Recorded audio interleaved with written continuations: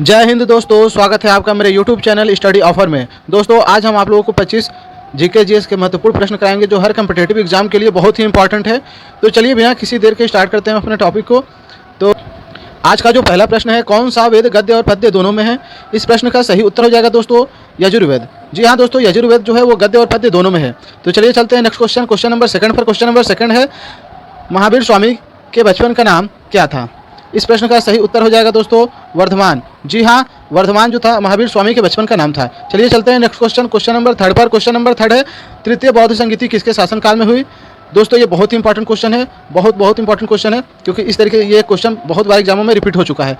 तो देखिए कि इस प्रश्न का जो उत्तर होगा वो क्या होगा। तृतीय बौद्ध संगीति किसके शासनकाल में हुई? इस प्रश्न का सही उत्तर हो जाएगा अशोक। जी हाँ दोस्तों, अशोक के शासनकाल में तृतीय बौद्ध संगीति हुई। तो चलिए चलते हैं next question. Question number fourth पर। क्वेश्चन नंबर फोर्थ है, समुद्रगुप्त का दरबारी कवि कौन था? बहुत इंपॉर्टेंट क्वेश्चन है, कई बार एग्जामों में ये आ चुका है क्वेश्चन, बहुत इंपॉर्टेंट है, वेरी इंपॉर्टेंट क्वेश्चन है ये। क्वेश्चन है, समुद्रगुप्त का दरबारी कवि कौन था? इस प्रश्न का सही उत्तर हो जाएगा बाणभट्ट।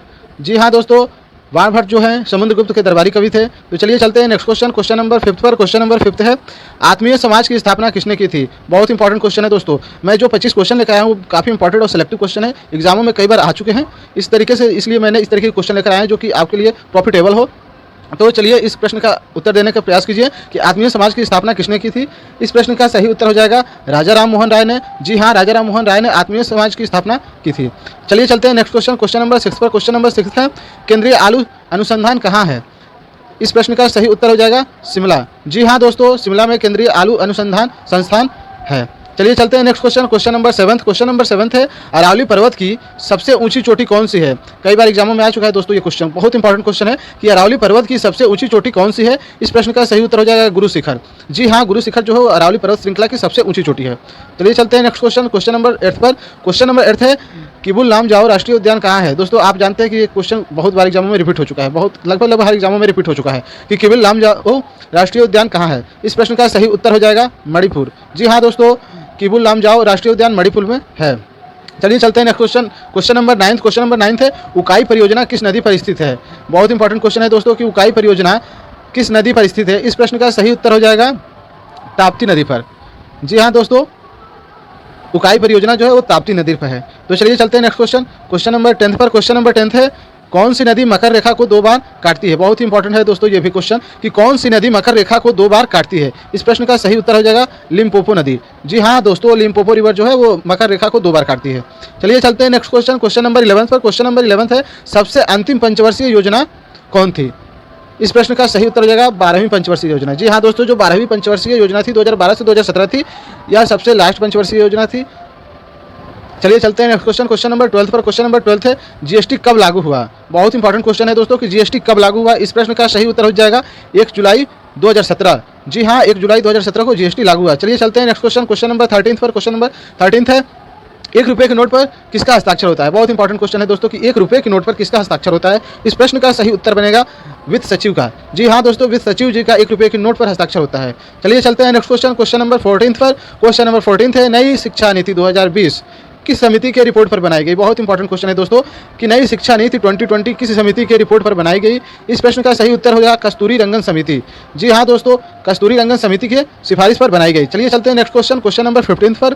क्वेश्चन नंबर 15 है, स्वतंत्र भारत का पहला बजट किसके द्वारा पेश किया गया? इस प्रश्न का सही उत्तर हो जाएगा दोस्तों षणमुखम सेठी। जी हाँ दोस्तों, षणमुखम सेठी जी द्वारा स्वतंत्र भारत का पहला बजट पेश किया गया। चलिए चलते हैं नेक्स्ट क्वेश्चन। क्वेश्चन नंबर 16 पर। क्वेश्चन नंबर 16 है, विधि द्वारा स्थापित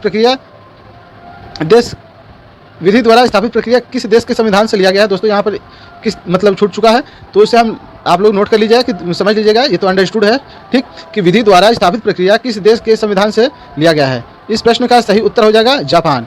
जी हाँ दोस्तों, विधि द्वारा स्थापित प्रक्रिया जापान से लिया गया है। चलिए चलते हैं नेक्स्ट क्वेश्चन। क्वेश्चन नंबर 17 पर। क्वेश्चन नंबर 17 है, राज्यसभा की सदस्यता के लिए न्यूनतम उम्र सीमा क्या है? इस प्रश्न का सही उत्तर हो जाएगा दोस्तों 30 वर्ष। जी हाँ, राज्यसभा की सदस्यता के लिए न्यूनतम उम्र सीमा 30 वर्ष है। चलिए चलते हैं नेक्स्ट क्वेश्चन। क्वेश्चन नंबर 18 पर। क्वेश्चन नंबर 18 है, भारतीय संविधान के किस अनुच्छेद में वित्त आयोग के गठन का प्रावधान किया गया है? दोस्तों ये भी बहुत इंपॉर्टेंट क्वेश्चन है कि भारतीय संविधान के किस अनुच्छेद में वित्त आयोग के गठन का प्रावधान किया गया है? इस प्रश्न का सही उत्तर होगा आर्टिकल 280, अनुच्छेद 280 में वित्त आयोग के गठन का प्रावधान किया गया है। चलिए चलते हैं नेक्स्ट क्वेश्चन। क्वेश्चन नंबर 19 पर क्वेश्चन नंबर 19 है, वंदे मातरम को राष्ट्रगीत के रूप में कब स्वीकार किया गया? जी दोस्तों, बहुत इंपॉर्टेंट क्वेश्चन है। वंदे मातरम को राष्ट्रीय गीत के रूप में कब स्वीकार किया गया? इस प्रश्न का सही उत्तर हो जाएगा 26 जनवरी 1950। जी हाँ दोस्तों, 26 जनवरी 1950 को वंदे मातरम को राष्ट्रगीत के रूप में स्वीकार किया गया। चलिए चलते हैं नेक्स्ट क्वेश्चन, क्वेश्चन नंबर 20। चलिए चलते हैं नेक्स्ट क्वेश्चन, क्वेश्चन नंबर 20 पर। क्वेश्चन नंबर 20 है, प्राक्कलन समिति में लोकसभा के कितने सदस्य होते हैं? बहुत इंपॉर्टेंट क्वेश्चन है दोस्तों कि प्राक्कलन समिति में लोकसभा के कितने सदस्य होते हैं? इस प्रश्न का सही उत्तर हो जाएगा 30। जी हाँ दोस्तों, इसमें 30 सदस्य ही होते हैं। 30 जो सदस्य होते हैं वो लोकसभा के होते हैं। चलिए चलते हैं नेक्स्ट क्वेश्चन, क्वेश्चन नंबर 21 पर। क्वेश्चन नंबर 21 है, द्रव्यमान का SI मात्रक क्या है? इस प्रश्न का सही उत्तर हो जाएगा किलोग्राम। जी हाँ दोस्तों, द्रव्यमान का SI मात्रक किलोग्राम है। चलिए चलते हैं नेक्स्ट क्वेश्चन, क्वेश्चन नंबर 22 पर। क्वेश्चन नंबर 22 है, इलेक्ट्रॉन की खोज किसने की थी? इस प्रश्न का सही उत्तर हो जाएगा जे थॉमसन। जी हाँ दोस्तों, जे थॉमसन ने इलेक्ट्रॉन की खोज की थी। चलिए चलते हैं नेक्स्ट क्वेश्चन, क्वेश्चन नंबर 23 पर। क्वेश्चन नंबर 23 है, वर्षा नापने के लिए कौन सा उपकरण उपयोग होता है? बहुत इंपॉर्टेंट क्वेश्चन है दोस्तों।